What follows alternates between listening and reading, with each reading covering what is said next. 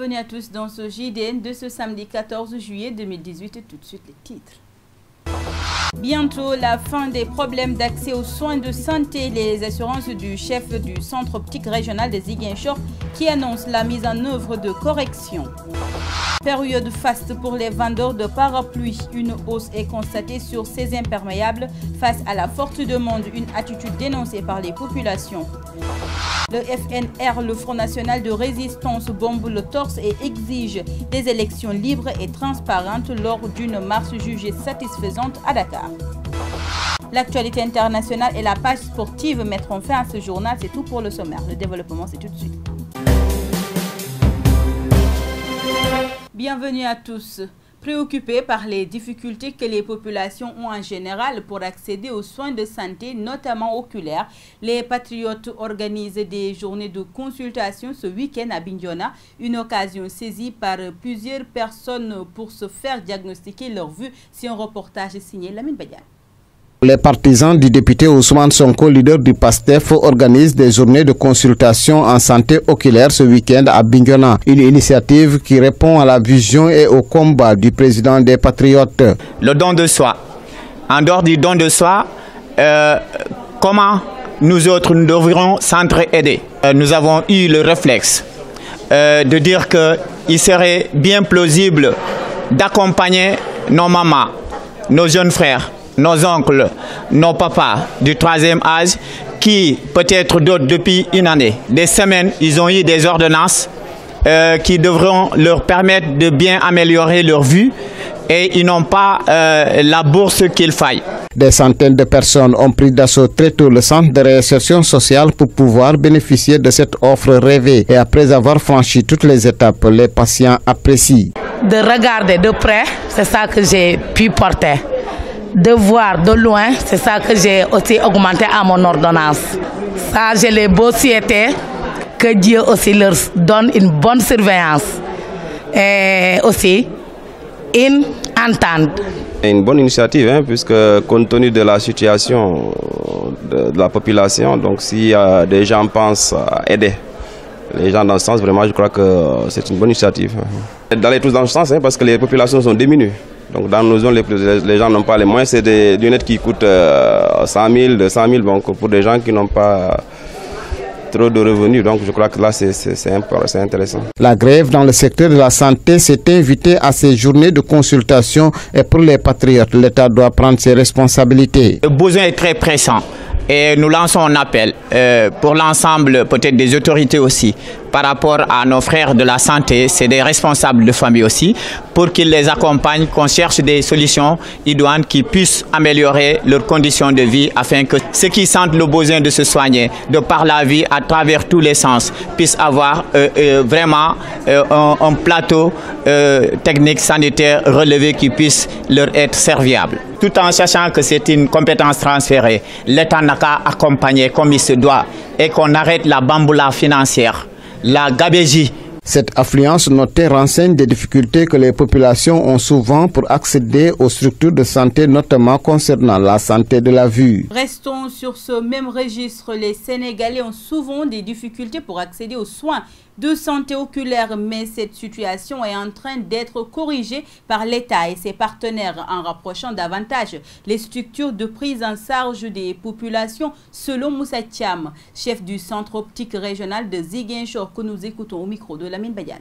Au niveau de la région de Ziguinchor, il y a beaucoup de problèmes de santé oculaire, mais le problème le plus fréquent ici, la principale cause de constatation, c'est le problème des défauts visuels liés au problème de réfraction, c'est-à-dire qu'on appelle les vices de réfraction. Soit c'est la myopie ou l'hypermétropie ou bien des problèmes d'astigmatisme qu'on peut régler seulement en portant des lunettes. Bon, c'est le problème le plus fréquent, mais à côté de ce problème-là, il y a aussi les pathologies qui occasionnent parfois des déficiences visuelles, comme par exemple la cataracte chez les vieillards. Et aussi, il y a aussi chez les jeunes le problème de l'allergie, le problème des allergies oculaires. Ça aussi, c'est un problème qui est très fréquent ici au niveau de Ziguinchor. Et ça, c'est lié au climat, surtout cette région qui est très pluvieuse et qui a beaucoup d'arbres aussi. Il y a effectivement un problème d'accès au niveau du Sénégal aux soins oculaires. Mais maintenant, avec le programme Sight Savers, c'est-à-dire les sauveurs de la vue, on est en train de combler un peu ce gap-là. Parce que maintenant, au niveau de chaque district, il y a une unité de soins oculaires. Au niveau de Ziguinchor, on a 5 districts. Et parmi les districts, dans chaque district, il y a une unité de soins oculaires. Mais le problème que nous avions, c'est le problème d'optique, de fourniture de lunettes. Auparavant, on prescrivait aux malades des lunettes qui allaient dans le public chercher ces lunettes qui coûtaient un peu cher. Mais maintenant, pour combler ce gap-là, on a un nouveau service régional. Dans son plan de mise en œuvre de l'initiative Stratégie 3, le village d'enfants SOS de Ziguinchor a reçu à l'occasion de son forum collégien, lycéen et structures pourvoyeuses d'emploi pour échanger autour de la question de l'emploi des jeunes, un cadre qui donne la possibilité aux jeunes de développer leurs connaissances. Le compte rendu avec Eva Sagna. Au Sénégal, l'emploi des jeunes est une sérieuse préoccupation. En effet, selon des statistiques officielles datant de 2016, 300 000 jeunes arrivent sur le marché de l'emploi. Ziguinchor est aussi concerné par cette situation. Afin de changer cette donne, des initiatives sont créées. Maintenant que nous sommes sortis, nous avons rejoint nos familles biologiques, toujours restant dans l'encadrement du village d'enfants SOS Ziguinchor. Maintenant, on a senti la nécessité que, en fait, aujourd'hui, SOS va avec une initiative dont la participation massive des jeunes. Le chômage des jeunes plombe la croissance et crée l'insécurité économique du pays. C'est ainsi que, depuis quelque temps, plusieurs actions sont menées en direction de l'auto-emploi des jeunes. Les jeunes ont besoin quand même de ce coup de pouce qu'il faut pour pouvoir s'insérer professionnellement. C'est vrai qu'on a beau leur donner toutes les compétences qu'il faut, s'il n'y a pas de création d'emploi, sinon pas peut-être des opportunités pour l'auto-emploi, ça va être difficile. À la suite de ces initiatives, le gouvernement du Sénégal ambitionne de créer 75 à 80 000 emplois en 2018.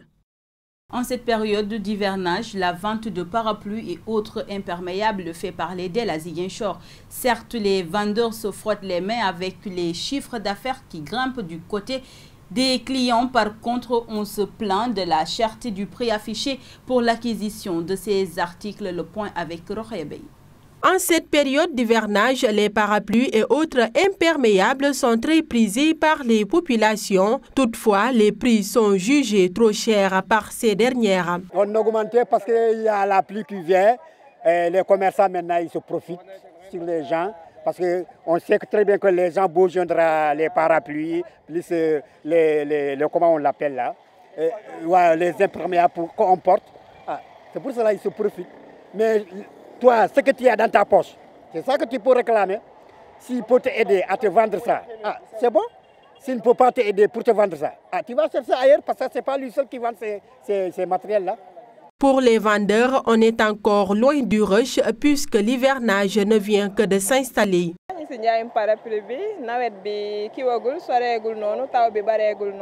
Actuellement, les clients ne viennent pas beaucoup parce que l'hivernage vient de s'installer et la plupart d'entre eux disent que les prix sont trop chers. Mais ce n'est pas de notre faute. Ici, on a des prix qui varient entre 1 000 et 3 000 francs CFA seulement. Et c'est vraiment la qualité qui fait la différence. La différence de prix, il faut que l'axe qui bi ak taille parapluie bi am na yoo xam ne yu ndaw lay doon am na yoo xam ne moyen lay doon am na yoo xam ne yu mag lay doon. xam naa moom ñu ngi koy jëndee nag moo seer loolu tax ñu xaw koo yokk nii te bon bu dul loolu tamit parapluie dafa xaw manqué quoi daa manqué fu mu jógee dafa sori xam nga transfert affaire yi moom mooy loolu dañ si sóoraale loolu tax moo tax parapluie ñu koy jaay seeru de.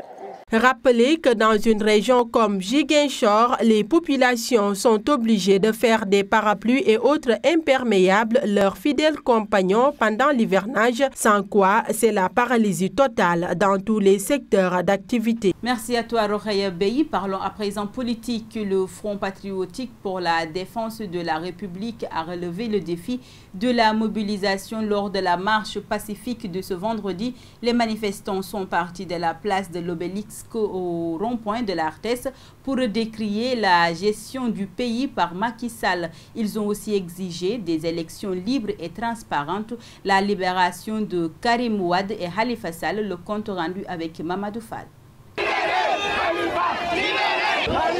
Le Front patriotique pour la défense de la République, très satisfait de la mobilisation. Plus d'1 million de personnes ont pris part à cette marche initiée par l'opposition, selon les membres du FPDR. L'objectif de la manifestation est d'exiger la libération des leaders comme Khalifa Ababakar Sall et Karim Wade, des élections libres et transparentes, de dénoncer également une démocratie malade, entre autres, honorable député Moustapha Guirassy. Dire à Macky Sall de libérer d'abord tous ceux-là qui sont en prison, tout simplement parce qu'il ne veut pas d'élection libre, de dire à Macky Sall attention pour ce qui risque de se passer dans ce pays-là, donc ils seront responsables donc de cette situation. Il s'agit réellement de parler donc de la démocratie qui est totalement malade, qu'il a fini par tuer. Encore une fois, c'est l'exigence d'élections libres, transparentes. Cette marche est la première brique du rapport de force que l'opposition compte imposer au président Macky Sall pour le faire partir en 2019 selon toujours les manifestants. Oumar Sarr est le coordinateur du Parti démocratique sénégalais.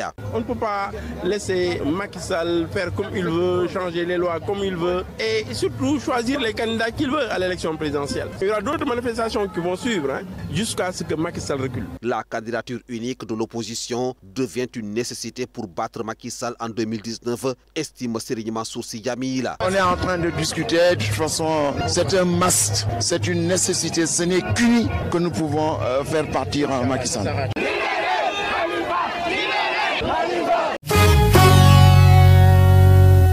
Vous l'avez compris, on passe à l'actualité internationale en bref et en images. Le Conseil de sécurité des Nations Unies a imposé vendredi un embargo sur les armes au Soudan du Sud et des sanctions contre 2 responsables militaires, alors que le pays est en guerre civile depuis près de 5 ans. La résolution présentée par les États-Unis a été adoptée par 9 pays membres de la plus haute instance de l'ONU. La Russie, la Chine et 4 autres nations se sont abstenues. Cet embargo vient sans doute à point nommé vu les dégâts causés par la guerre civile qui s'est déclenchée en 2013, soit 2 ans après l'indépendance obtenue en 2011 vis-à-vis de Khartoum grâce en grande partie au soutien des États-Unis.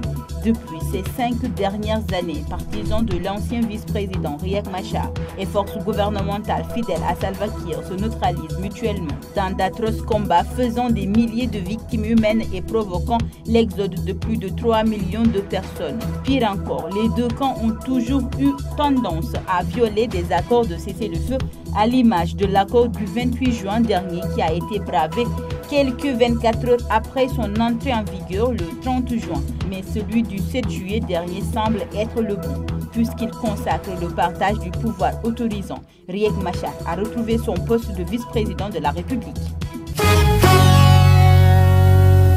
On poursuit en France. L'édition 2018 du défilé militaire du 14 juillet sera ponctuée de plusieurs temps forts. Au total, quelques 4290 militaires, 220 véhicules et 64 avions seront mobilisés pour l'événement, organisé sur la célèbre avenue parisienne des Champs-Élysées. 1 an après la crise ouverte entre Emmanuel Macron et son chef d'état-major sur les questions budgétaires qui avait provoqué le départ de ce dernier. L'orage est passé, même si la méfiance reste. Les armées défileront ce 14 juillet fortes de la promesse de moins accrue. Pour cette édition, le Japon et Singapour sont les invités d'honneur, tandis qu'un hommage sera rendu aux blessés et aux forces mobilisées pour secourir les habitants des Antilles frappés l'an dernier par l'ouragan Irma, lors d'un défilé militaire qui sera ponctué de plusieurs temps forts. On termine en Europe. Les États-Unis et le Royaume-Uni sont d'accord pour établir un accord de libre-échange ambitieux. Après le Brexit, a affirmé vendredi la première ministre britannique Theresa May à l'issue d'un entretien avec Donald Trump. Nous avons convenu aujourd'hui que lorsque le Royaume-Uni quittera l'Union européenne, nous chercherons à établir un accord de libre-échange Royaume-Uni-USA ambitieux, a dit vendredi 13 juillet Theresa May au cours d'une conférence de presse commune avec Donald Trump.